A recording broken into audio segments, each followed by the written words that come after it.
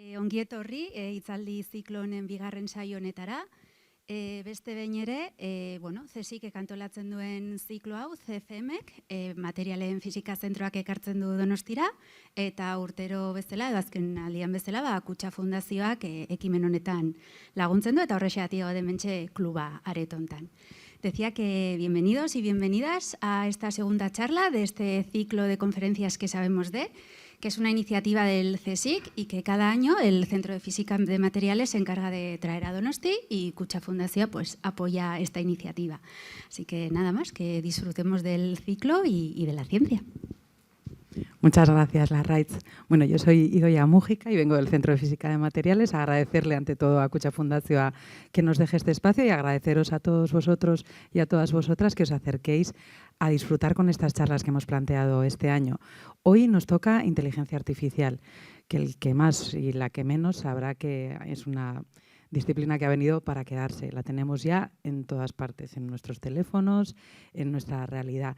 Pero hemos querido darle dentro de toda la marabunta que hay de noticias de lo que va a suponer el deep learning, la inteligencia artificial, el big data, todo lo demás, lo hemos centralizado en una aplicación muy directa que yo creo que es lo que nos va a convencer a todas y a todos de que realmente tenemos que empezar a asistir a estas técnicas, ¿no? Que es la medicina y la aplicación. Y para eso tenemos a Lara Lloret Iglesias, que es científica titular del Consejo Superior de Investigaciones Científicas. Además hizo un giro de carrera porque ella se doctoró en física de partículas. Hizo el doctorado allá en el CERN estudiando la partícula de Dios, el bosón de Higgs. Luego ya aterrizó, a día de hoy está en el Instituto de Física de Cantabria y está especializada en aplicaciones de deep learning en medicina y en concreto en imagen para el diagnóstico. Bueno, ella nos lo va a contar mucho mejor, pero que sepáis que es un placer tenerla. El año pasado quisimos traerla y pues la COVID no nos dejó tal cual, parece que nos retrasemos a muchos años atrás. Y como sabéis, en estas charlas, además de la parte científica, nos gustaría que llegáramos a conocer un poquito a la propia persona, a Lara Lloret, y cómo mejor hacerlo que a través de lo que llamamos un diálogo entre pares. Vamos a tener con nosotras a Koldo García Echevarría, que es actualmente el responsable de divulgación y comunicación de BioGipuzkoa. Él también tiene una amplia trayectoria en estudios informáticos. Bueno, hizo un doctorado en genética y que yo sepa, según me ha dicho Larraitz, lo hizo pegado a un ordenador, o sea que también le suena bastante todos estos temas de cómo utilizar esta tecnología.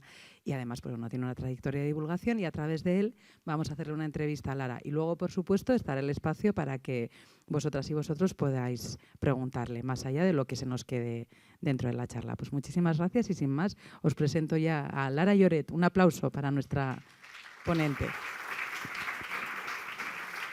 Muchas gracias. ¿Se me oye bien? ¿Ahora sí? Sí, genial. Pues nada, muchas gracias lo primero por la invitación a dar una charla en este sitio tan teatral, que nunca había dado una charla en un sitio así. Además, ahora veo lo que sienten los músicos cuando no ven al público, porque veo solo los de la primera fila y los de atrás no. Siempre me preguntaba qué es lo que se sentía. Pues lo dicho, muchísimas gracias y como os acaban de decir, vamos a hablar de inteligencia artificial y medicina. Y quizás os pase lo mismo que me pasa a mí, que estamos todos ya un poco cansados de escuchar tantas cosas sobre la inteligencia artificial que nos bombardean de manera permanente. De hecho, como cometas el error de clicar en alguna de ellas, el móvil, pues con su algoritmo, ¿no?, que tiene mucho que ver con esto, te va a seguir dando más y más noticias de eso y parece que ya todo está solucionado con la inteligencia artificial. También parece que tenemos que tenerle mucho miedo en muchas cosas, ¿no? Entonces yo en esta charla, en lugar de centrarme en lo que se suelen centrar las charlas de divulgación de inteligencia artificial, que es en hablaros de las maravillas que se pueden hacer con inteligencia artificial, que existen y son muchas, me gustaría darle un enfoque un poquito diferente. Mi idea es empezar con una parte didáctica en la que quiero que salgáis de aquí todos con una idea de cómo funciona y cómo aprende una red neuronal.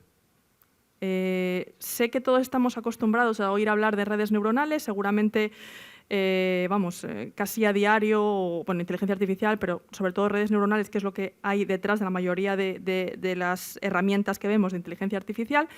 Entonces, quiero que os vayáis de aquí con esa idea, porque creo que es muy importante que entendamos qué es exactamente la inteligencia artificial para que sepamos qué papel queremos que juegue en nuestras vidas, ¿no? Si no, es un poco difícil de juzgar. Luego sí que os hablaré un poquito de las maravillas que se pueden hacer con la inteligencia artificial en medicina, poniéndoos algunos ejemplos que no son los habituales. Y finalmente os hablaré de los retos, de qué queda aún por hacer, ¿vale? Y bueno, tras esta introducción pasamos directamente a la primera transparencia. ¿Veis este vídeo? Vemos pues, una persona en un tren, le hemos visto su reflejo, pues una chica asiática, vemos unos suburbios de una ciudad, bueno, sin más. Y esto hace un año, si os llego a decir que estaba hecho con inteligencia artificial, os hubiera alucinado seguramente, pero ahora imagino que no le sorprende a nadie.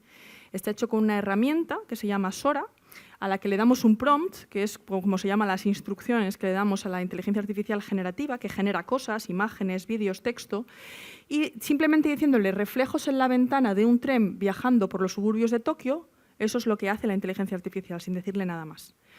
Ahora que ya os sabéis el truco, lo hacemos al revés. Os pongo primero las instrucciones. Camada de cachorros Golden Retriever jugando en la nieve. Sus cabezas asoman de vez en cuando llenas de nieve. Eso se lo damos a esta herramienta de inteligencia artificial y automáticamente crea algo como esto, que es realmente impresionante, ¿verdad? Pero os he prometido que no vamos a hablar solo de las maravillas. Así que cuando le pedimos a la inteligencia artificial que haga un vídeo de alguien corriendo, le decimos alguna que otra especificación sobre cómo queremos que sea el vídeo, en calidad y demás, lo que hace esta inteligencia artificial concreta es esto que veis aquí. Esto es interesante por muchas cosas, porque uno de los mensajes que quiero que os llevéis de aquí es que la inteligencia artificial, aunque la llamamos inteligente, no entiende lo que está haciendo, ¿no? Y esto es algo muy importante. La inteligencia artificial que ha hecho esto sabe que los humanos, porque ha aprendido a base de ver ejemplos, sabe que los humanos corremos, sabe que los humanos a veces corremos en cintas de correr, pero no es capaz de entender, porque nunca ha tenido la experiencia, ¿no?, de que no tiene sentido ninguno que la cinta de correr se vaya desplazando y encima que la persona vaya encima corriendo al revés en la cinta de correr, ¿no? Entonces, este es un ejemplo de cómo hay esa falta de entendimiento, simplemente pues, intenta coger las piezas de lo que le hemos dado y hace algo que a veces tiene sentido y a veces no. Bueno, pues tras esta introducción de inteligencia artificial generativa, que volveremos a ella, empezamos por el principio, por definir qué es inteligencia artificial. Hay muchísimas definiciones, yo me he quedado con esta: una máquina inteligente lleva a cabo acciones que maximizan sus posibilidades de éxito en algún objetivo o tarea. ¿Por qué me he quedado con esta? Primero, porque me gustan las comillas en inteligente, porque creo que lo de inteligencia artificial está muy bien para el marketing, pero es bastante engañoso. Y también, como os digo, creo que saldremos de aquí entendiendo a qué me refiero con esto. Luego, que maximicen sus posibilidades de éxito. Al final, las herramientas de inteligencia artificial, como os decía antes, no entienden lo que están haciendo, solo quieren hacerlo siempre lo mejor posible, o lo que ellas creen que es lo mejor posible. Y lo veremos luego cuando entendamos cómo funciona una red neuronal, a lo que me refiero con esto. Maximizan su éxito, independientemente de qué tengan que utilizar para maximizar este éxito. Y luego, en algún objetivo o tarea. Esto también es importante porque ahora mismo estamos todavía muy lejos, no se sabe si algún día lo conseguiremos, de crear una inteligencia artificial general, como la nuestra, que yo, si soy una persona inteligente, seguramente se me den bien muchísimas cosas. Se me dé bien, pues a lo mejor, las matemáticas, jugar al ajedrez, incluso algún tipo de talento incluso artístico. Y sin embargo, una inteligencia artificial, como las que tenemos hoy en día, sabe hacer muy bien una única cosa. Y no la puedes sacar de ahí.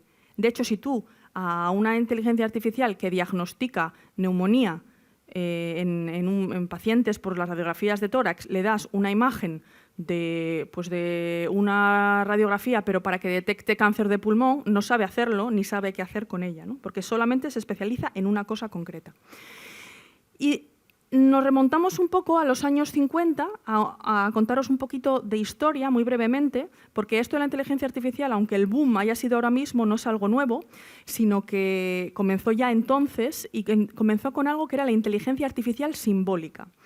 Y esa inteligencia artificial funcionaba a base de reglas, es decir, tenía que haber un programador, una persona, que escribiera unas reglas y luego el ordenador usaba toda su capacidad computacional para ejecutar todas esas reglas y llevar a cabo una tarea determinada, ¿vale? Entonces, aquí tenemos un ejemplo, Deep Blue contra Kasparov, años 90, bueno, fue muy mediático, el hombre contra la máquina jugando al ajedrez. Aquí hay algo muy ilustrativo de lo que os decía antes, de que la inteligencia artificial hoy en día sabe hacer cada una de ellas una tarea concreta o un par de ellas. Hay una inteligencia artificial jugando al ajedrez, pero tiene que haber un humano que mueva las fichas. O sea, que haga ese trabajo, porque la inteligencia artificial que juega al ajedrez no tiene ni idea de cómo mover absolutamente nada, ¿no? Entonces, aquí vemos un ejemplo claro de eso. Y hoy en día las cosas siguen igual, en ese sentido. Vale, entonces, esta inteligencia artificial simbólica que tenía reglas funcionaba muy bien cuando tenemos un problema donde las reglas estén claras, como en el caso del ajedrez. Las reglas del ajedrez son muy fáciles, nos sentamos aquí a alguien que no las sepa y en 5 minutos se las aprende. Otra cosa es jugar bien al ajedrez. Entonces, en cosas así, donde las reglas están claras y solamente hay que ejecutar muchas cosas muy rápido, los ordenadores lo hacen genial. Pero, ¿qué pasa cuando el problema ya no es tan sencillo, entre comillas? ¿Qué pasa cuando las reglas no están claras? Y no estoy hablando de grandes problemas, estoy hablando de distinguir un perro y un gato, que un niño de 1 año y pico ya lo sabe hacer perfectamente. Y, sin embargo, si a alguien le dices que tiene que escribir qué es lo que hay que hacer para diferenciar una imagen de un perro y un gato, es súper complicado. No, pues los gatos tienen las orejas más puntiagudas. Bueno, pero los chihuahuas tienen las orejas muy puntiagudas. No, pero los hocicos de los perros son más largos. No, pero los gatos... A ver, si realmente cualquier problema que nos planteemos queremos entender, poner por escrito qué cosas hace nuestro cerebro para tomar una decisión y otra, sería complicadísimo. Y es ahí justo donde nace el paradigma que tenemos hoy en día, que es el del aprendizaje automático. También se llama Machine Learning, porque se usa mucho el término en inglés, y lo que tiene detrás es que surge precisamente de una serie de preguntas. ¿Puede un ordenador ver más allá de lo que sabemos cómo ordenarle? ¿Puede aprender una tarea concreta a su manera? ¿Puede incluso llegar a sorprendernos? Y esto, claro, en investigación, que es en lo que yo trabajo, es algo muy útil, porque si soy capaz de tener una herramienta que mira los datos de una manera completamente diferente, distinta a la que yo miraría, a lo mejor puedo aprender algo, y puedo aprender algo que yo pueda aplicar en nuestro beneficio. Y, definitivamente, en lugar de darle nosotros unas reglas codificadas, ¿puede aprender el ordenador solo a base de ver ejemplos? Y justo es eso como aprenden hoy en día las máquinas, a base de ver ejemplos resueltos. Si yo quiero entrenar una máquina para aprender a distinguir pacientes con neumonía de pacientes sanos, lo que voy a hacer es darle muchas imágenes de pacientes con neumonía, con la etiqueta neumonía, para que sepa que esos están enfermos. Muchas imágenes de pacientes sanos, con la etiqueta sanos.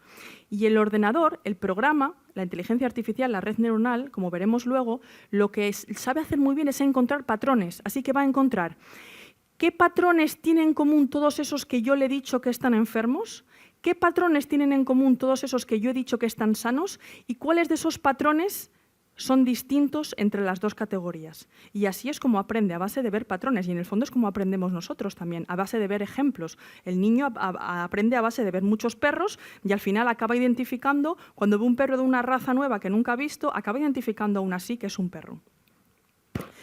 Esto quiere decir que antiguamente nosotros le dábamos al ordenador las reglas y los datos, las reglas del ajedrez, los datos, la posición de la partida, y nos devolvía las respuestas, el siguiente movimiento que tenemos que hacer.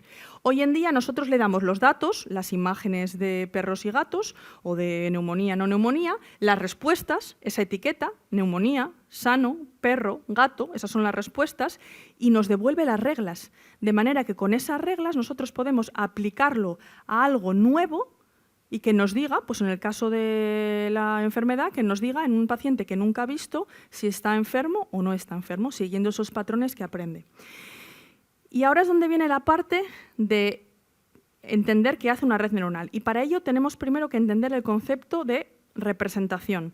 Si yo os pongo estos puntos azules y verdes aquí y os pido que me deis la ecuación de la recta que los separa, pues bueno, evidentemente, entre que muchos igual no lo habéis hecho nunca, otros lo habéis hecho pero hace muchísimo tiempo. Encima no he puesto números en los ejes X e Y. Es una tarea, vamos a decir, difícil. Pero estoy segura que visualmente todos veis la línea que pasaría por aquí, separando, clasificando lo azul y lo verde, ¿verdad?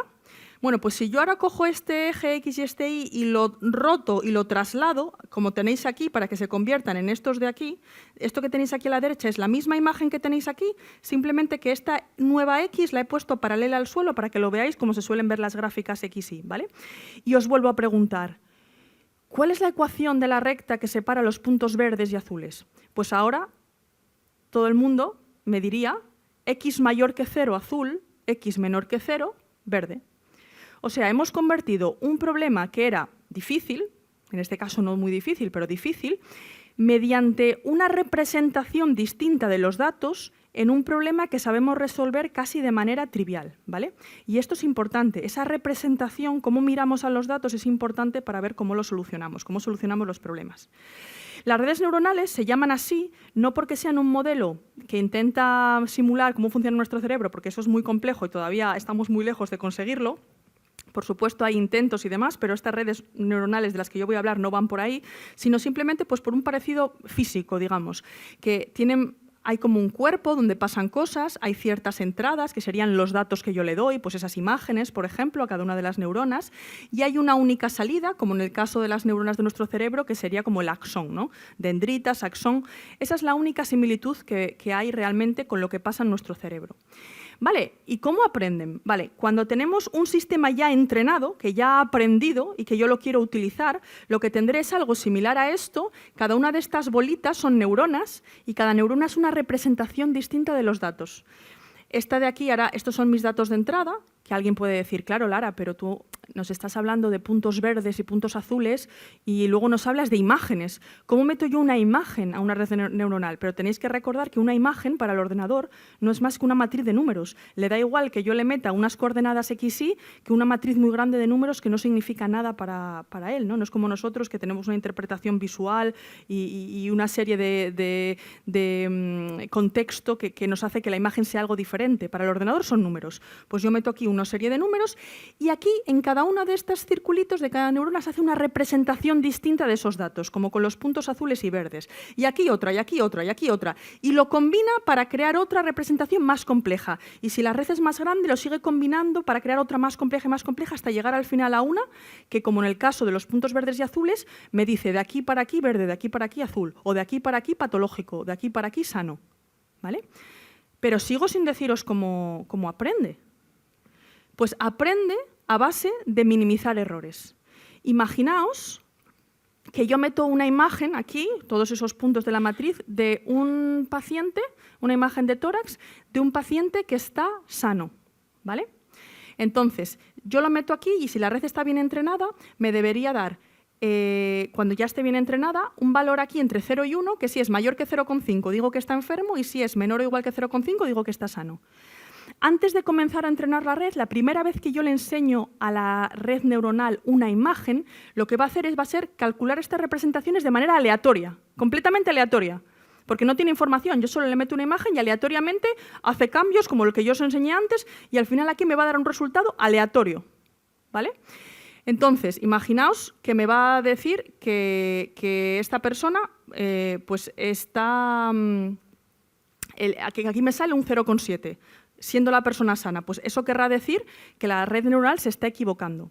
La red neuronal tiene que aprender a hacerlo bien. ¿Y cómo lo va a hacer? Minimizando los errores a base de comparar con la realidad, es decir, comparar con las etiquetas que yo le he dado, sano, enfermo.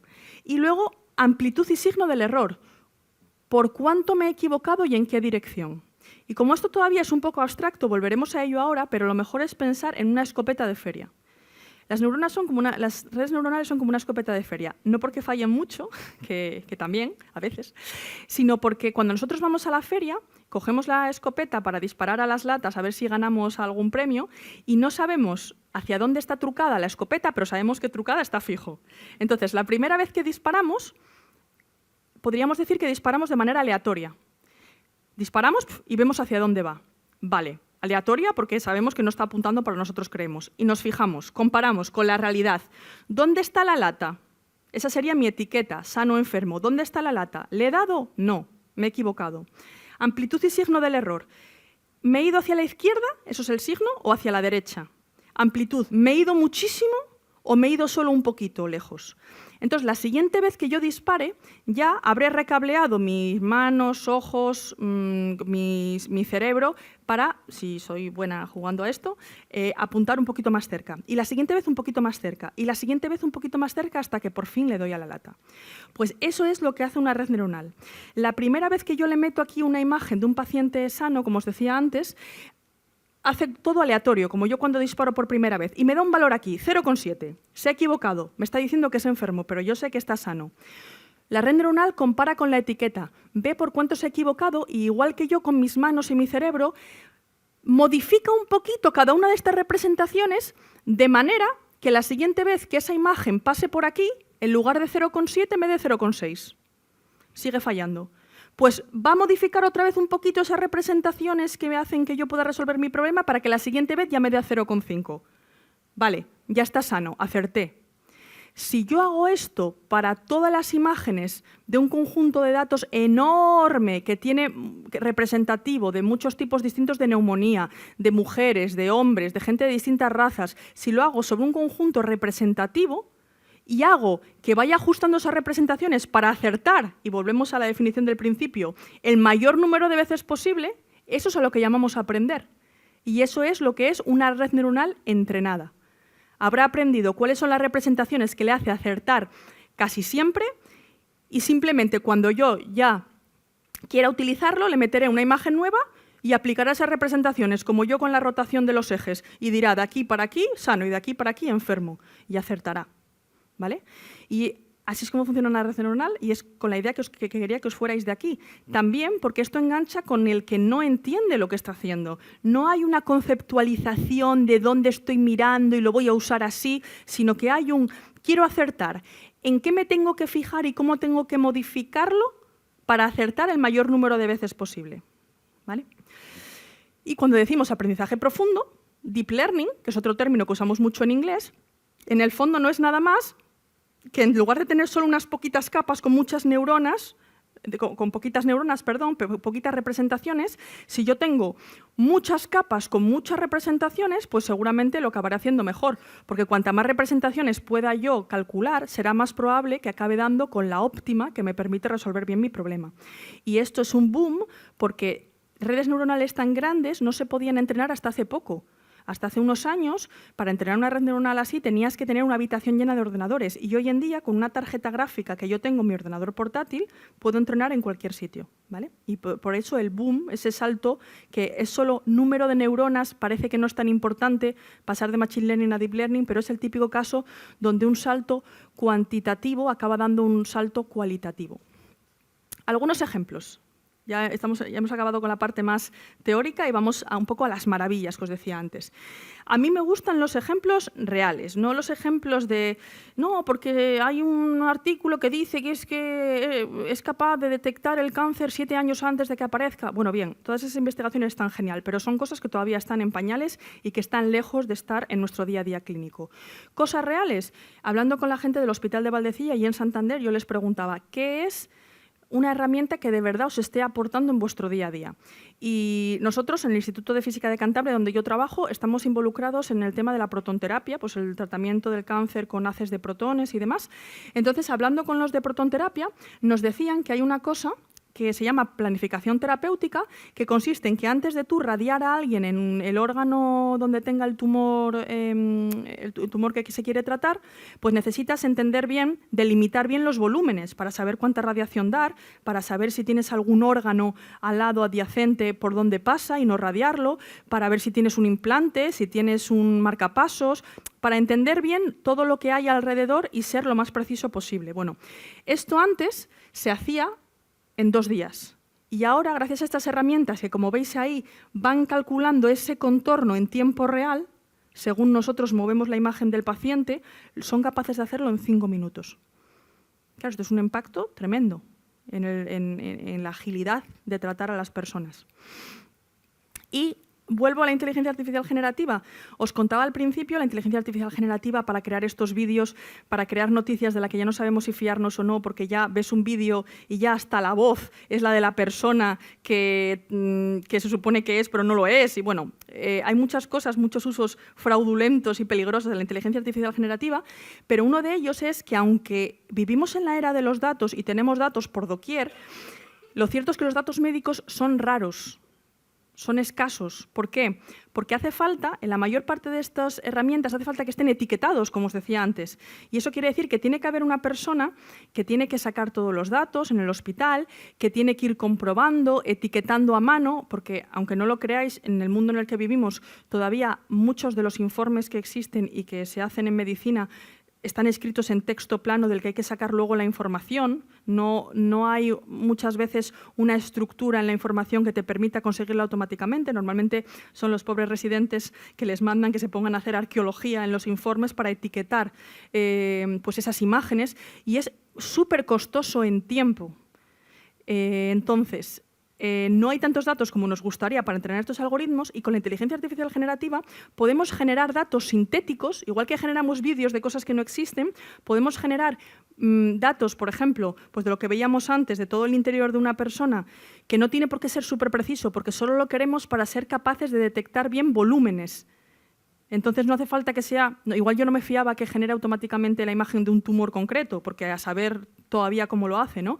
Pero sí que simplemente para aprender a usar volúmenes, para aprender a estimar volúmenes, puedes generar muchas imágenes, entrenar estas herramientas que nos permiten luego, de manera automática, que yo le dé una imagen y me calcule el volumen de todo, y gracias a estas herramientas generativas, el error en el cálculo de estos volúmenes se ha reducido en un 50%.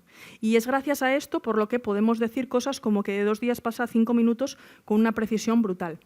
Otra cosa muy interesante, conseguir encontrar fármacos, candidatos a fármacos con esta inteligencia artificial generativa.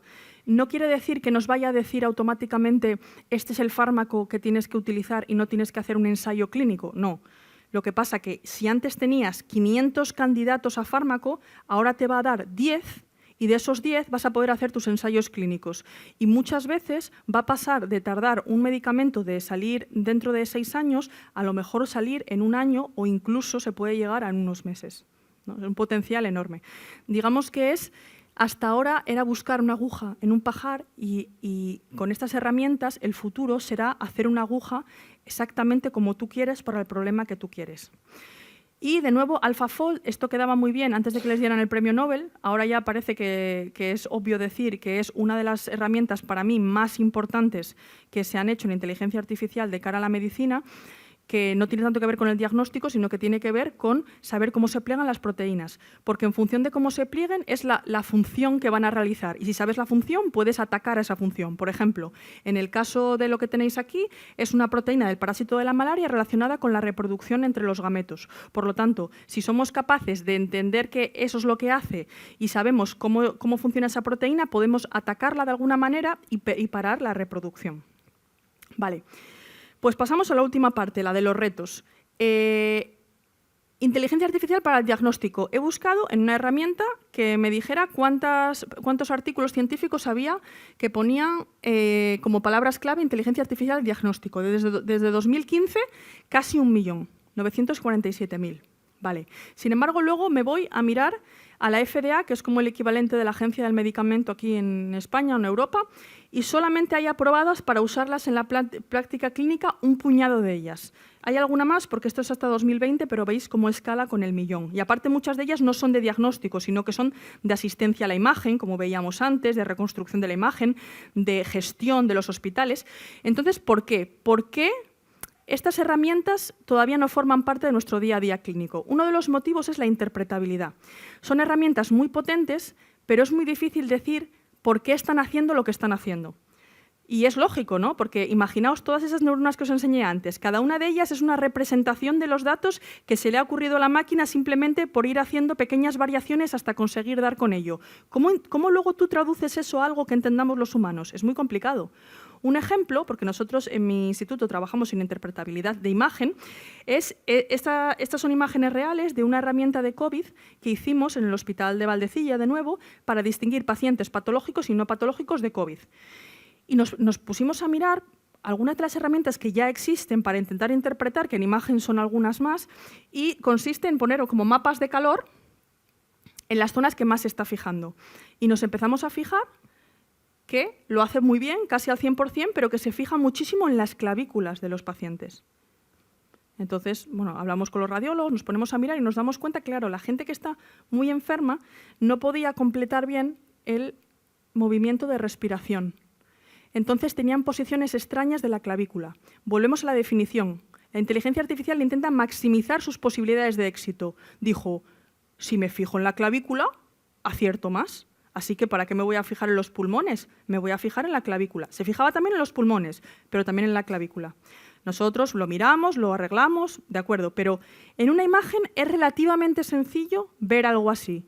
Pero ¿y si no es una imagen? ¿Y si yo estoy metiendo millones y millones de datos genéticos, tabulares, de informes médicos? ¿Cómo soy capaz de encontrar estas sutilezas? ¿Cómo soy capaz de interpretar en qué se está fijando y si es algo de verdad relevante para el problema? Alguien me puede decir, hay que sacrificar la utilización de estos algoritmos porque no sabemos cómo funcionan. Si realmente funcionan correctamente, no podemos simplemente coger el modelo y utilizarlo. Pero es que lo cierto es que no podemos saber si algo funciona correctamente si no entendemos sus mecanismos. A la vez, os doy una de cal y una de arena. La mayor parte de medicamentos que nos tomamos en los ensayos clínicos sabemos los resultados que dan, pero no entendemos exactamente los mecanismos que siguen, muchos de ellos. Y os doy todavía otra más de, no sé si lo bueno es la cal o la arena, bueno, de lo malo.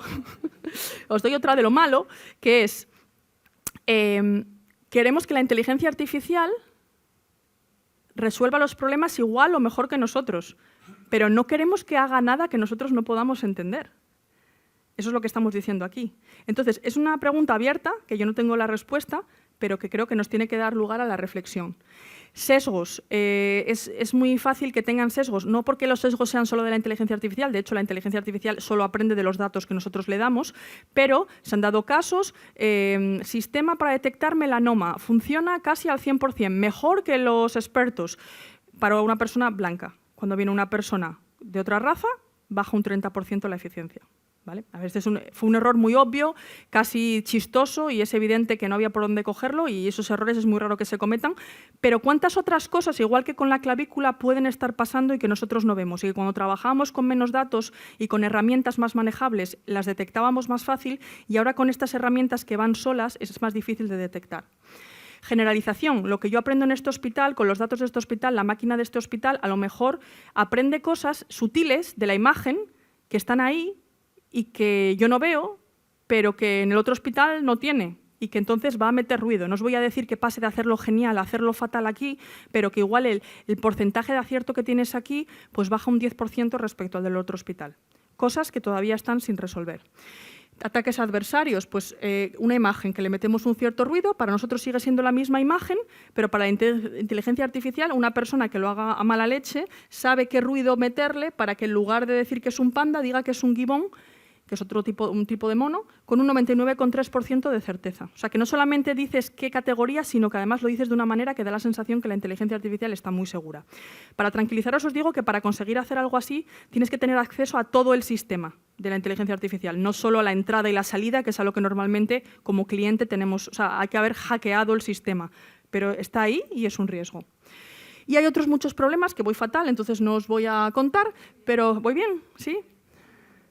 Vale, pues entonces sigo, que muchos problemas que no son solamente de la inteligencia artificial, pero como os decía antes, que se ven exacerbados por este tipo de herramientas que utilizan tantos datos y que están un poco aprendiendo pues, a base de encontrar patrones que nos cuesta a nosotros manejar. Aspectos éticos. No me voy a meter mucho aquí, pero mi visión es que es posible que el término inteligencia, como os decía al principio, nos asuste y nos engañe. Porque hablamos de inteligencia e imaginamos cosas como consciencia, comprensión del entorno, empatía. Y os he explicado ya cómo funciona la red neuronal. No os he ocultado nada.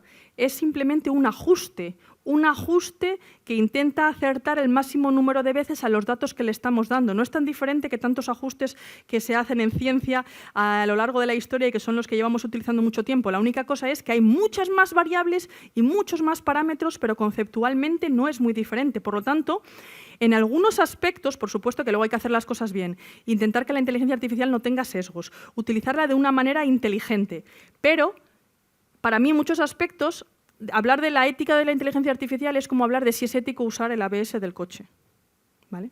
Porque ya veis, es una herramienta que yo veo que es como algo que te tiene que ayudar y que es un asistente que tú puedes utilizar o no, pero que está muy bien la información que te da. Esos aspectos éticos, bueno, pues, pasan por tener un marco bien definido, que por supuesto puede depender del país o de la cultura, muy relacionado con garantizar que no haya sesgos. Y todas estas grandes compañías, como OpenAI, que son los de ChatGPT, que ya estamos todos hartos de oír hablar de ChatGPT y seguramente lo usemos muchos de nosotros casi todos los días, pues han puesto una serie de guardarraíles, lo llaman ellos, para intentar evitar respuestas poco éticas. Entonces, por ejemplo, si alguien pregunta ¿dónde puede comprar drogas en Madrid?, la inteligencia artificial va a decir, lo siento, pero no puedo proporcionar información sobre cómo comprar drogas ilegales, como inteligencia artificial mi propósito es bla, bla, bla. Pero claro, si yo le pregunto, si no quiero comprar drogas en Madrid, ¿qué sitios debo evitar? Pues me dice, Lavapiés, Montera, tal. O sea, todo esto para ilustraros que son problemas que son más difíciles de lo que parece a simple vista y que aunque tengas muy claro cuáles son los parámetros éticos en muchos casos, conseguir que realmente esa inteligencia artificial no acabe dándote la información que quieres es algo complicado, ¿no? Y eso es otro de los retos, cómo hacer esto, que tenemos para el futuro. Normal los miedos, normal que la gente se plantee las cosas. Con toda nueva tecnología ha ocurrido. Los primeros coches en Inglaterra iban a 3 kilómetros por hora y había un señor que tenía que ir delante con una banderita roja avisando que venía el coche. El primero que se le ocurrió meter tubos de gas detrás de las paredes, electricidad, los ascensores, que hasta hace no tantísimos años había alguien para darle al botón porque la gente se sentía más segura si había un profesional, ¿no? Cuando ya al principio los ascensores eran complicados de manejar, pero cuando ya dejaron de serlo todavía había una persona ahí para... Es que la máquina imponía, ¿no? Todo es normal y yo creo que aunque hay muchas cosas que quizás den un poco de miedo, creo que es una herramienta que nos va a ayudar muchísimo y que usada con inteligencia nos va a permitir mejorar nuestra vida y en el ámbito de la medicina es uno de los ámbitos donde lo va a conseguir. Y para finalizar, el futuro, yo creo que lejos de sustituir al profesional médico, lo que va a hacer va a ser darnos una herramienta de realidad aumentada que nos va a dar una perspectiva única. Porque esa manera de mirar a los datos y de encontrar patrones simplemente maximizando el conseguir hacerlo bien, trae cosas raras, como lo de la clavícula, pero también hay muchas cosas en las que nosotros no nos habríamos fijado nunca y que es información valiosa que podemos utilizar. Si conseguimos resolver los retos existentes, que mi instituto, junto con mucha gente, estamos trabajando en ello, el futuro nos traerá una medicina, esa es mi visión, mejorada y más personalizada, pero no solamente en la parte clínica, también en la de investigación y en la de gestión. Imaginad, de verdad, algo como ChatGPT bien utilizado en la parte de gestión, en muchos casos, ¿no? La de información útil que se puede utilizar y que puede mejorar nuestras vidas. Y creo que para ello es fundamental, tanto que los profesionales de la salud como nosotros, como vosotros, que no os dedicáis a esto, pero que vais a ser, queráis o no, usuarios, aprendamos a hablar un idioma común, aprendamos pues, cosillas, como lo que os he contado hoy de las redes neuronales, y que yo creo que eso nos ayudará a saber, como os decía al principio, qué papel queremos que juegue todo esto y a tener una opinión formada de todo esto que está pasando y está pasando muy rápido. Y con esto os doy las gracias por haberme escuchado y bueno, os dejo aquí con el libro por si os apetece leerlo. Muchas gracias.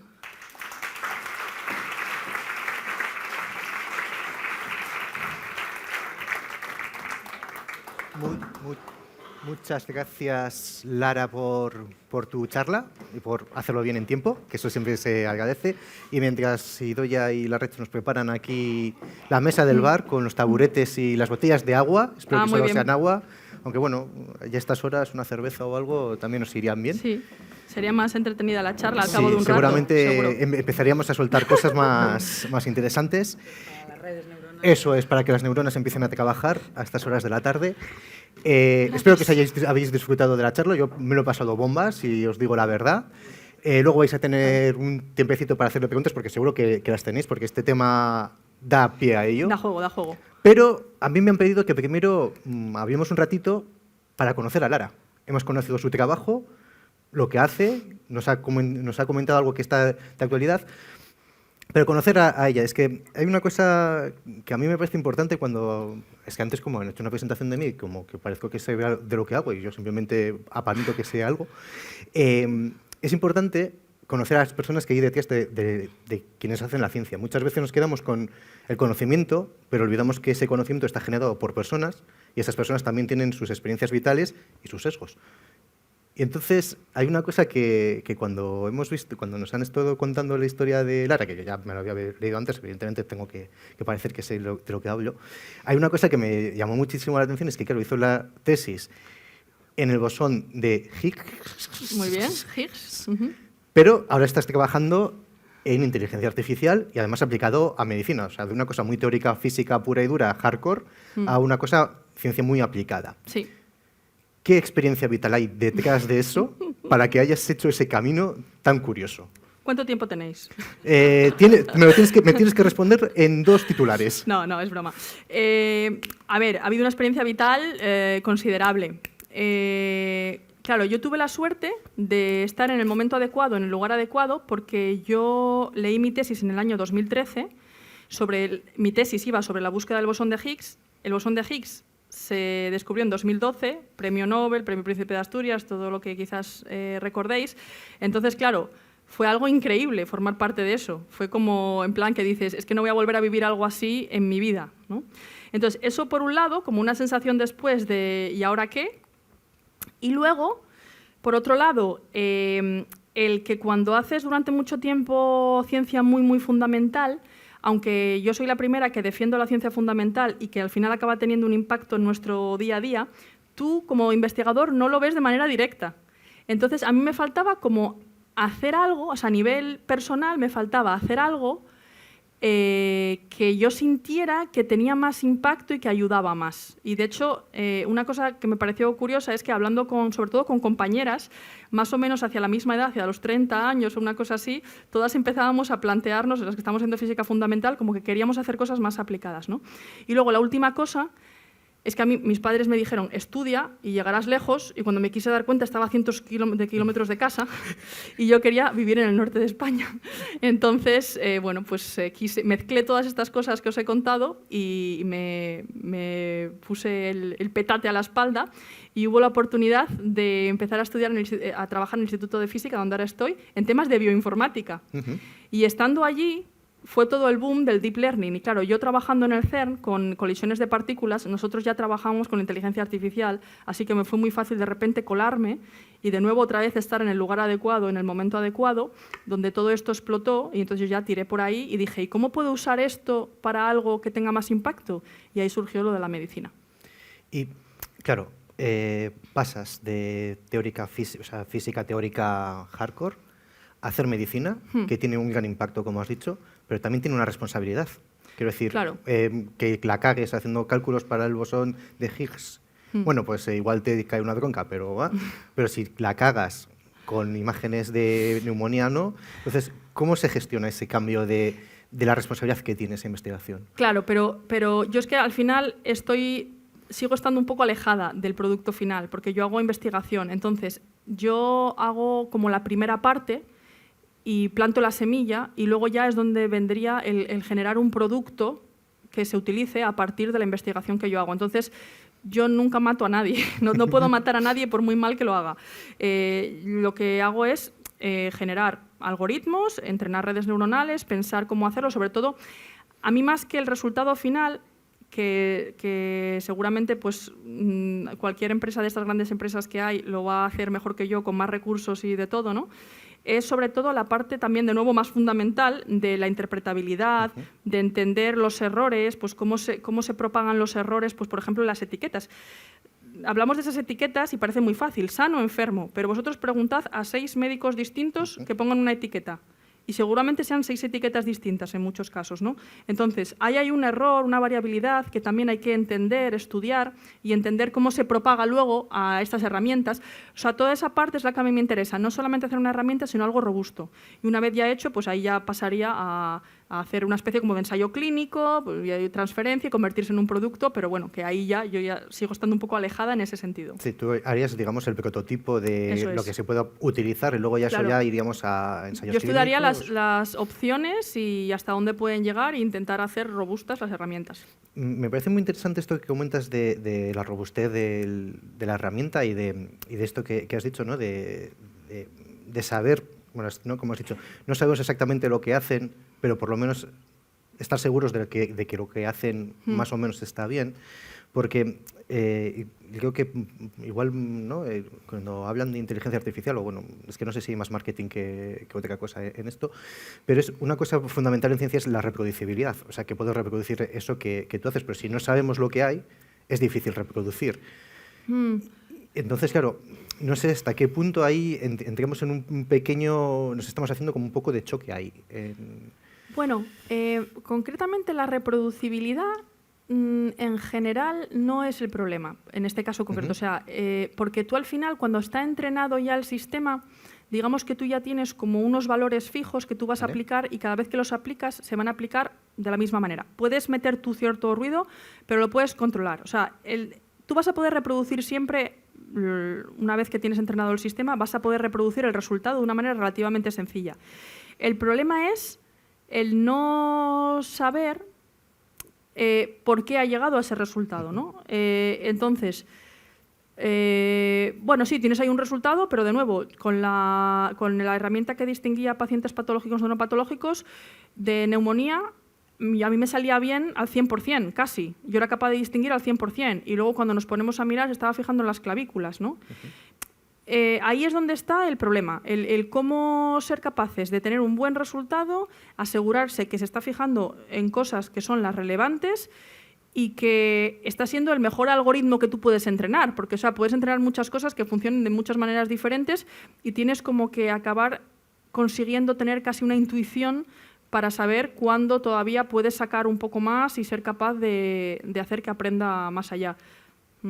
¿Y crees que la persona que está investigando eso, ¿no? En tu caso que tú miras y dices, lo de la clavícula, esto a ver si lo puedo mejorar, esa percepción personal del investigador y la investigadora que está ahí hace que diga, soy un poco más crítico en esto, le voy a dar una vuelta, o que diga, vale, esto me vale y tiro para adelante? Hombre, pues yo creo que seguramente una de las grandes diferencias entre muchas cosas que sacan grandes compañías que lo que quieren es darte un producto y venderte que funciona con el 100% de las veces, y nosotros, que trabajamos en lo público y que nuestro interés es hacer algo de investigación que pueda ayudar a todos, ¿no?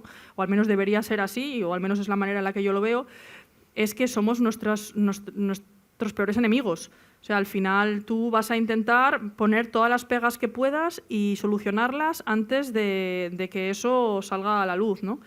Y las compañías muchas veces yo lo que veo es, por ejemplo, es muy típico, os contaba antes lo de la generalización, que todavía no está resuelto lo de que tú entrenes algo con unos datos de un hospital, lo pases a otro y estudiar cómo se va a degradar, cómo funciona la herramienta, ¿no? Pues la mayor parte de herramientas que te venden las compañías estas, de las propias máquinas que venden a los hospitales, las máquinas de adquisición de imagen, dicen, vienen con un software de inteligencia artificial que generaliza perfectamente. Pues no es verdad. No es verdad que generalice, te lo venden así porque a ellos les interesa tener un solo producto que puedan vender a todos, porque el otro es muy caro, pero no es cierto, ¿no? Entonces nosotros siempre estamos un poco metiendo el dedo en la llaga e intentando, o sea, luchar un poco contra el mercado en el sentido de vais muy rápido, pero hay que hacer las cosas de manera reflexiva, ¿no? Y al final acabamos, yo creo que se acaba imponiendo eso, pero que a veces pues, hay intereses y gente que te dice que ya está todo solucionado cuando realmente pues, todavía estamos en ello. Y es muy prometedor, pero estamos en ello. Aparte que así es más interesante, porque si ya tenemos todo Claro, resuelto, claro. ¿para qué, no? Y a nosotros nos gusta hacer preguntas Claro. y dudar, y sobre todo, ¿no? Porque siempre decimos que parte de la cultura científica es tener un espíritu crítico y ser muy crítico con los datos y con las cosas que haces. Sí. Para mejorar, porque si no, pues hemos llegado hasta aquí, nos vamos todos a nuestras casas y, Claro. y cerramos todo, ¿no? Claro, claro.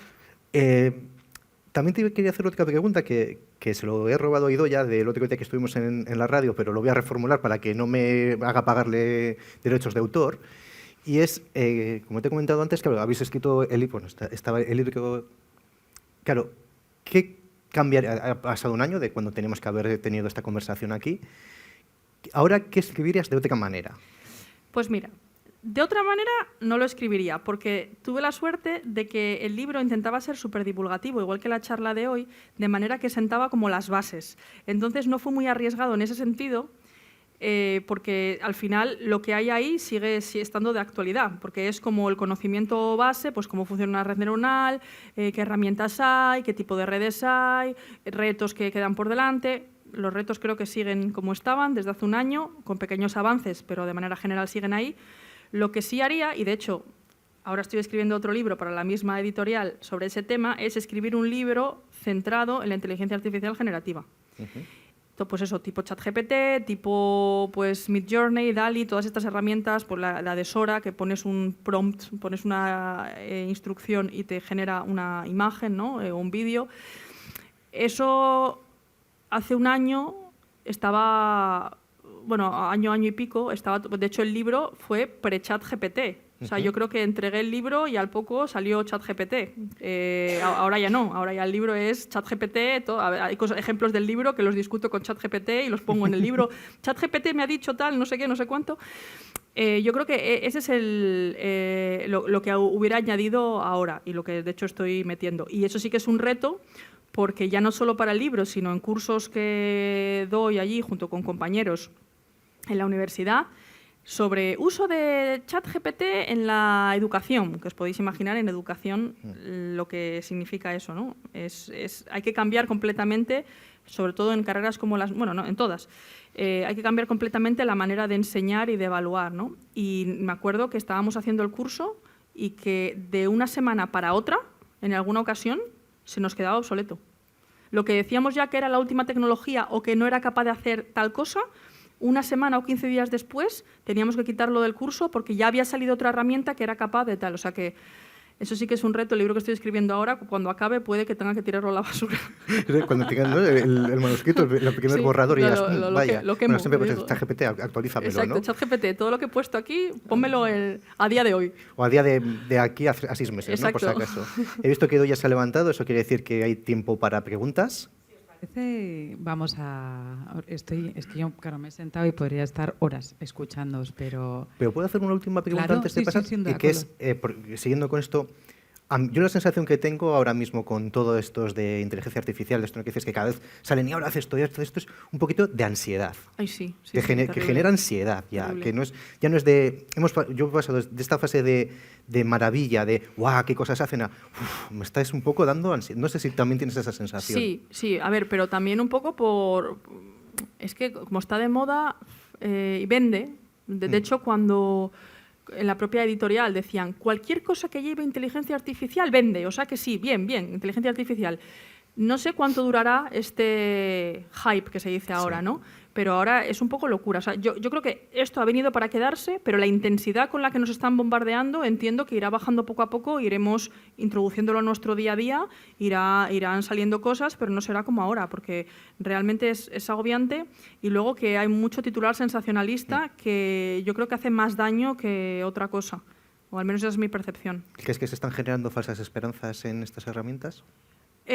Bueno, o sea, creo realmente que van a hacer grandes cosas y vamos a hacer nosotros grandes cosas con ellas, mejor dicho, pero creo que a veces sí se plantea, o sea, esperanzas como de cosas como que ya son de hoy y todavía hoy no podemos confiar en estas herramientas para ciertas cosas, y luego también mensajes como catastrofistas, ¿no? Que, bueno, pues yo qué sé, como decía antes con lo del coche, el gas, la electricidad, el ascensor, que entiendo que es normal y tal, pero bueno, que yo creo que hay que bajar un poco el tono, pues entender lo que hay ahí detrás, que es lo que he intentado hoy un poquito, vamos, desde mi experiencia y lo que creo que igual puede ayudar a ver cómo funcionan estas herramientas, y tomarlo con calma y no creerse mucho los titulares y el bombardeo, y simplemente pues no sé, intentar ser críticos como todo, ¿no? Y no dejarse arrastrar. Pues muy bien. es vuestro turno. Idoia, tú mandas ahora. Qué maravilla. Pues efectivamente, ahora si queréis, tenemos tiempo para hacerle preguntas a Lara o para que las discutan Lara y Koldo. Bueno, lo primero quería felicitaros a Lara por la exposición y a Koldo por cómo ha suavizado la salida de la exposición para nosotros, ¿no? A ver, volviendo al principio de la exposición, me ha llamado la atención una cosa, por un lado preocupante y por otro lado creo que tranquiliza. La información y cómo se va asimilando los primeros pasos de tu exposición se parece mucho a la formación de los conceptos en la mente humana. Sí. La experiencia dice, esto es una silla. Si tienes 6 meses, esto es una silla. Si Claro. tienes 6 años, dices, esto es una silla, esto también, y esta silla no me puedo caer, de ahí sí. Solo que una cantidad brutal de datos y... Claro, aprende a base de ver muchos ejemplos, muchos datos y ya resueltos. Y aprende lo que... A ver, ya resueltos. Hay modelos que son capaces de aprender por ellos solos ciertas cosas. Mismamente, los modelos que nos recomiendan libros o películas, esos no están resueltos. No hay etiquetas, como yo os he contado, de sano, tal, no sé qué. Esos aprenden de otra manera. Pero la mayor parte de herramientas que veis superpotentes funcionan con ejemplos resueltos. Y efectivamente, se intenta, acaba siguiendo un proceso similar al nuestro, como yo decía, pues como los niños aprenden a distinguir un perro y un gato. Las imágenes, además, es otro mundo, daría para otra charla, cómo funcionan exactamente con imágenes las redes neuronales. Tienen una manera de aprender las redes que es jerárquica y que eso también pasa así en nuestro cerebro. Está el vértice córtex, córtex primario visual, que se supone que es sensible a cosas muy sutiles, a líneas, a intersecciones, o sea, a cosas geométricas y que luego el cerebro va componiendo con esas cosas de más bajo nivel, esas representaciones, hasta convertirlas en cosas más complejas, pues igual que pasa en las redes neuronales. Así que, aunque no es un modelo de funcionamiento del cerebro, lo cierto es que hay muchas cosas que sí que funcionan de una manera que podemos encontrar el símil, sí. Pero bueno, mucho menos potente que nuestro cerebro. Es bueno. Solo tenemos la inteligencia difusa también. Igual todavía la inteligencia artificial no ha llegado a lo que llamábamos antes la lógica difusa. Sí. ¿O sí ha llegado ya? No. Ha llegado. Manejamos matices que son muy... O sea, hay aproximaciones difusas y demás, pero bueno, todavía sin grandes éxitos.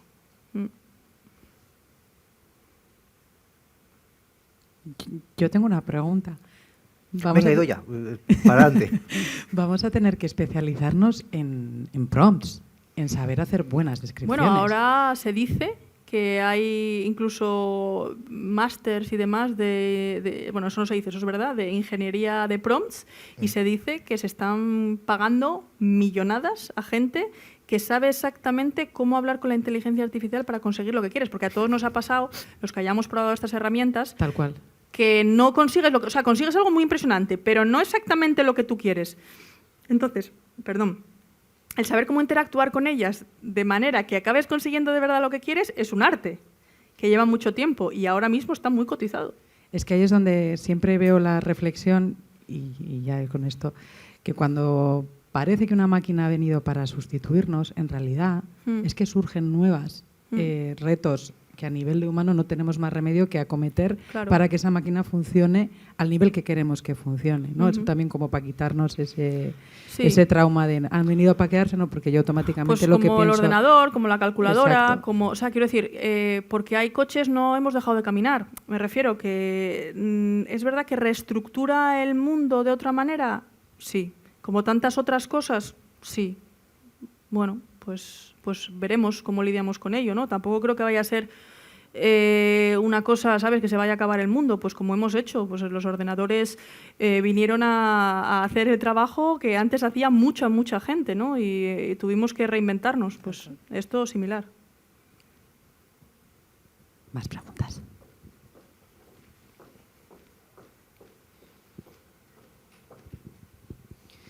Mencionaste en un momento de tu charla el tema de la interpretabilidad de los datos. Creo que es un tema fundamental para convertir esta, digamos, caja negra en una caja gris o gris claro, si es posible.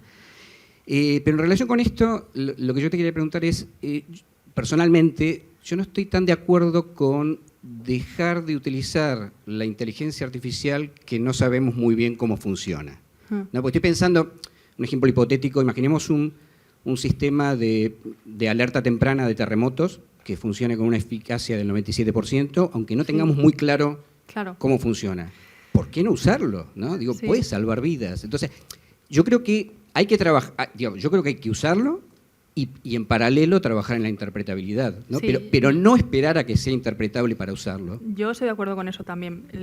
Doy una de cal y una de arena en la charla precisamente por eso, porque en el fondo yo entiendo la importancia de la interpretabilidad a muchos niveles, pues de hecho la Unión Europea no deja ahora mismo que se tome decisiones con un algoritmo que no sea interpretable sobre el individuo, ¿no? Que, pues por ejemplo, necesitas saber si te van a dar o no un crédito es por cosas que de verdad son relevantes para el crédito o porque tienes un color de piel que a lo mejor no es el adecuado, ¿no? O sea, ese tipo de cosas, el poder mirarlas es algo que resulta importante a muchos niveles y hay herramientas que funcionan bien, que son más interpretables, no funcionan tan bien como las redes neuronales, pero son más interpretables, entonces, bueno, pues nos podemos quedar ahí. Pero hay otras muchas cosas que necesitamos esas herramientas hiperpotentes y que sí, no son interpretables. Y por eso siempre digo lo de los medicamentos, porque la gente cuando, sobre todo en medicina, cuando le dices que no saben por qué tomar las decisiones, les da como un poco de inseguridad, pero en el fondo, si tú piensas, y pues los que sois más de bio me lo confirmaréis, cómo se hacen los ensayos clínicos, se hacen pues viendo el resultado que tiene en la gente. No en plan de, no, pues es que justo esta enzima exactamente hace esto y entonces engancha, porque de hecho la complejidad en biología es tan sumamente enorme que hacer un seguimiento así al detalle suele ser muy complicado, ¿no? Bueno, eso más viene al principio, cuando estás buscando los componentes, que luego ya vas mandando a fases más posteriores en ensayos clínicos. Al final, al principio siempre es in vitro, luego vas a in vitro es en las células, miras que funcione, asumes cuál es el mecanismo cada vez más, porque como vas ya...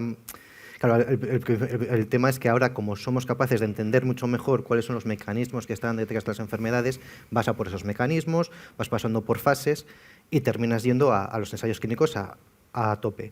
Pero es verdad que igual hasta hace no tantos años, donde la biología molecular no era tan factible como ahora, porque al fin y al cabo, gracias al desarrollo, todo es más barato y podemos hacerlo, igual era más esto, pero ahora sí yo sí creo que se va más a lo que está pasando y por eso también es más seguro. Y hay menos... Bueno, ahí también entraríamos en otro tipo de sesgos, como los sesgos de datos que se meten aquí en informática, los sesgos de datos que hemos tenido a lo largo de la historia en medicina, que eso daría para una charla en sí misma, bueno, más de una charla, todo un ciclo, porque...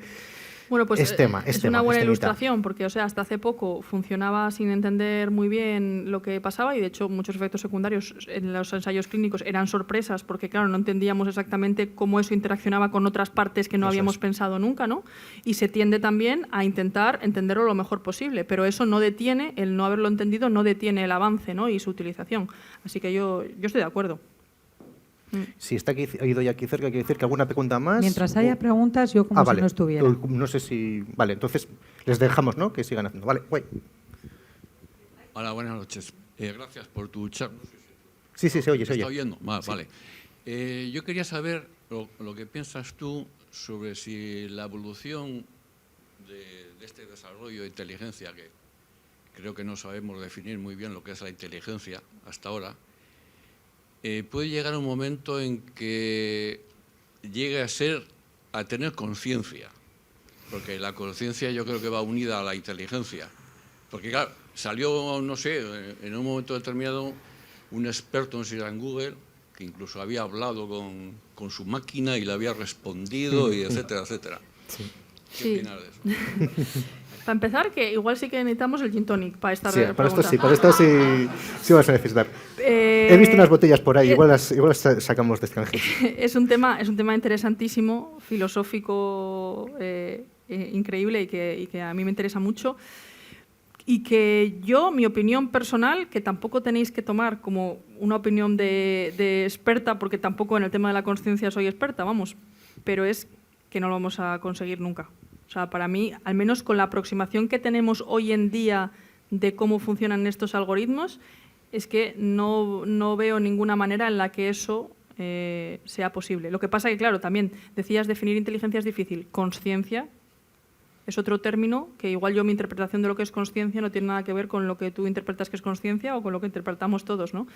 Pero digamos que llegar a tener lo que nosotros a lo mejor entendemos de manera general como la experiencia humana de esa inteligencia consciente, esa percepción del entorno y demás, mucho tendría que cambiar la manera en la que se están planteando las cosas para poder conseguir algo así. Yo no lo veo posible.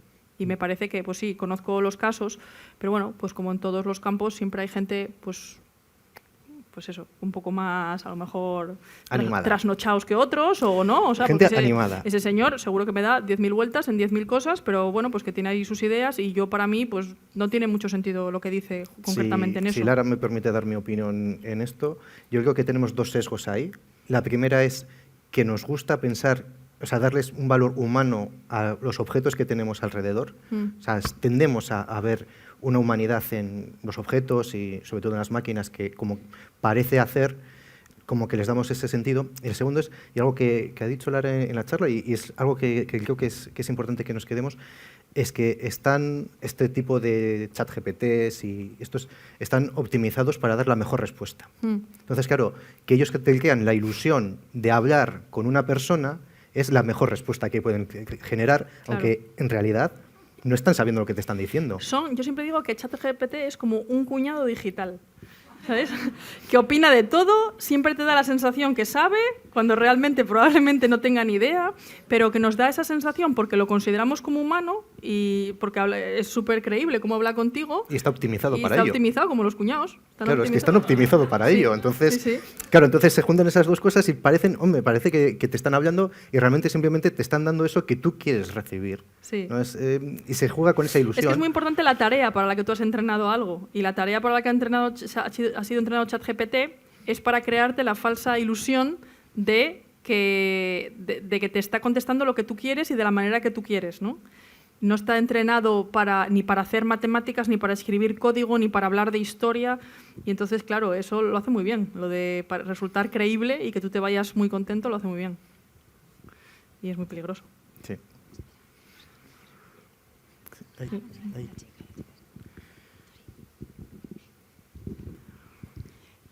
Ya perdonaréis, pero yo soy de mundos muy antiguos, de cuando la informática era la primera que tú has dicho, y me cuesta muchísimo creer en la inteligencia artificial.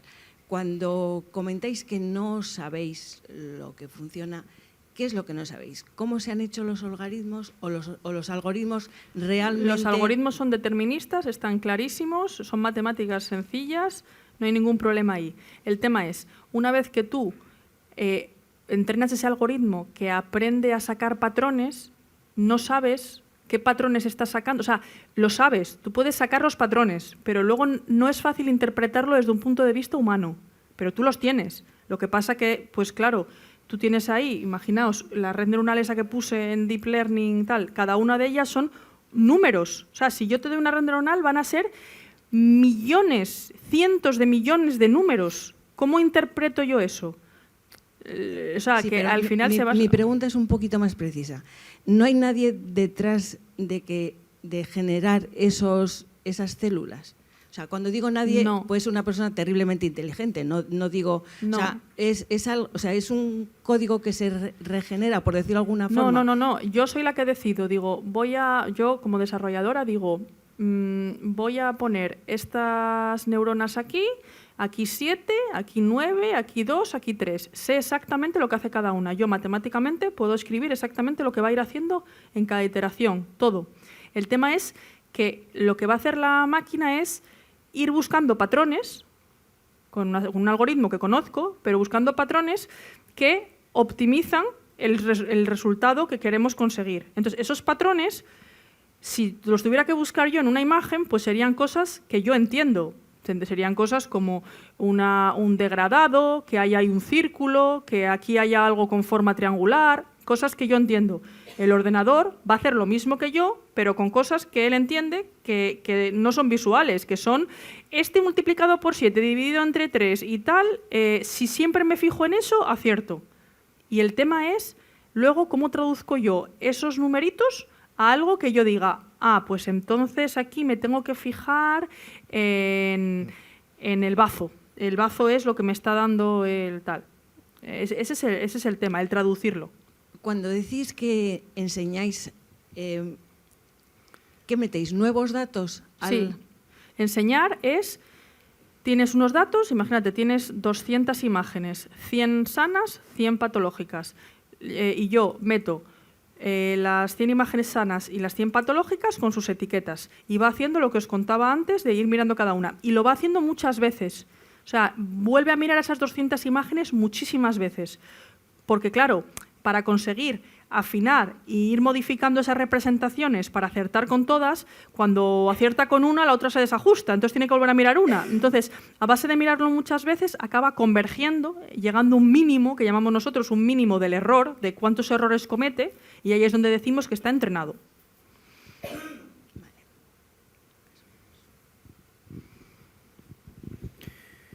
Bueno, pues... ¿Hay alguna cosa más por ahí? Sí. Vuelvo por lo mismo, porque este tema me inquieta mucho. Habéis relacionado la conciencia con los humanos. Pero ya. Creo que los animales más o menos evolucionados también la tienen. Sí, es verdad. Y bueno, llevamos 4.000 millones de años de evolución a partir de elementos simples. Hemos desarrollado una conciencia. Una máquina no puede hacerlo con el tiempo. Esa pregunta no la sé responder. Yo digo que con la aproximación que tenemos hoy en día, yo lo veo improbable. Con lo que os he contado aquí, esos ajustes, ¿no?, de iterativos para ajustarse al resultado, me parece complicado. Luego, depende de cómo de reduccionistas seamos, ¿no? Si al final, si nosotros nos vemos a nosotros como una máquina y ya ha ocurrido una vez, que nosotros, si creemos que somos todo en nosotros es física, digamos, y ya una vez ha surgido la conciencia... Física. Y ya Es biología. Si ya una vez esa máquina física, química, biológica ha adquirido conciencia, ¿por qué si todo de verdad es determinista y tal, tú no puedes hacer algo que haga exactamente lo mismo y dejarlo evolucionar y que acabe consiguiendo lo mismo? Bueno, pues a lo mejor sí, porque el ejemplo de que se puede somos nosotros. Pero claro, para eso tienes que tener una visión de los humanos como que somos una máquina, o sea, como que todo lo que tenemos es explicable por las reglas de la física. Y esa visión, claro, eso ya entra dentro de la filosofía de cada uno. Eso es. ¿Hay algo más? ¿Hay algo más en mí que mis átomos? Pues no lo sé. Entonces esa pregunta no me voy a meter, no sé la respuesta. Yo solo digo que, tal y como hoy el camino por el que estamos yendo y la inteligencia artificial de la que estamos hablando hoy, yo no creo que vaya por esos caminos, pero lo que el del futuro nos depare, yo ahí no sé decir. Sí, si me permites, voy a volver un poquito al tema de la interpretabilidad que comentabas. Cuando diste el ejemplo del COVID y de la imagen de que miraba el pulmón y la clavícula, me parece que ahí hay como una oportunidad para aprender que muchas veces creo que estamos desaprovechando, porque a veces queremos que la inteligencia artificial interprete como interpretamos nosotros y no nosotros adaptarnos un poco a esa interpretación que hace. Porque quizás mirarla, no conozco los detalles del caso de la clavícula, ¿no?, pero quizás mirar la clavícula que ningún médico la miraría, quizás le permite ser más precisa. A ver, entiendo por dónde vas. El caso de la clavícula no es buen ejemplo, aunque entiendo por dónde vas, porque de hecho mi reflexión era esa. Queremos que lo haga como nosotros o mejor, pero que no haga nada que nosotros no podamos entender. Y ahí es donde... Bueno, luego os cuento una cosa a lo mejor relacionada con eso. El caso de la clavícula es un caso que no puede ser por varias cosas. Uno, porque solo ocurría cuando el paciente estaba muy malo y era muy evidente por los pulmones que esa persona estaba mal. Por lo tanto, yo entendería que te pudieras fijar en la clavícula en un caso en el que el pulmón no te está diciendo nada y es algo adicional. Pero claro, tú no lo puedes hacer algo así cuando sabes que entonces el primer señor que venga o señora que sea un poco, a lo mejor tenga una posición un poco rara de normal, automáticamente le va a decir que está enfermo. Entonces tú no puedes tener una herramienta así, ¿no? Pero entiendo por dónde vas, porque la clavícula igual no es el mejor ejemplo, pero hay otras cosas en las que se fijan y que nos puede hacer aprender. Y os cuento un ejemplo rápido, si puedo. No tiene tanto que ver con la interpretabilidad, pero tiene que ver con que a lo mejor alguien se está preguntando, si nosotros todo lo que le damos a la inteligencia artificial está ya resuelto, no va a aprender nunca en el fondo nada diferente de lo que nosotros le damos, ¿no? Puede aprender a mirar a ello de una manera diferente, pero no va a aprender nada diferente, porque al final le estoy enseñando a que lo haga como yo, ¿no?